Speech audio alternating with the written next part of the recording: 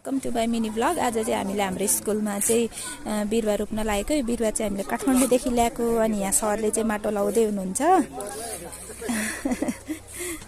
खाली बाक्सिलामा चाहिँ जति बिरुवा रोपे पनि नबाच्ने अरे, यसलाई चाहिँ हामीले बचाउने अठोट गरेको छौँ। सरले चाहिँ यहाँ हाम्रो हेड सरले चाहिँ यहाँ बिरुवा रोप्दै हुनुहुन्छ, उद्घाटन गर्दै हुनुहुन्छ। जेका रान्डा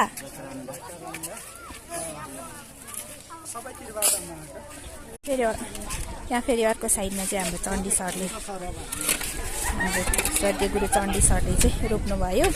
अब सबैमा हामी पालै पालो रोप्छौँ। लाउनु भयो ल मेरो पालोमा चाहिँ यस्तो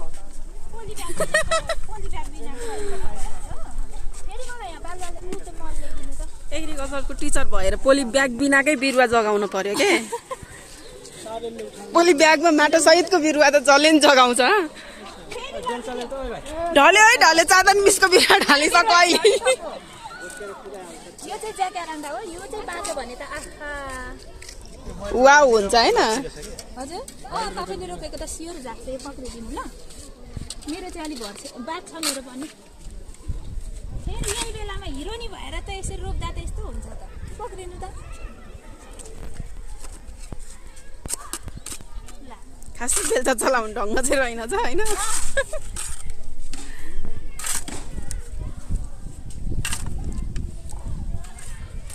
हिरोनी भइसक्यो होला म्याम, अब त भयो भयो। बेलचा चाहिने थियो, माटो सबैले लाउनु, सबैतिरबाट लाउनु हुन्छ। लाउनु त तपाईँहरूले पनि माटो, सबैको भिडियो बनाइदिनु न, हामी सबैजना ल।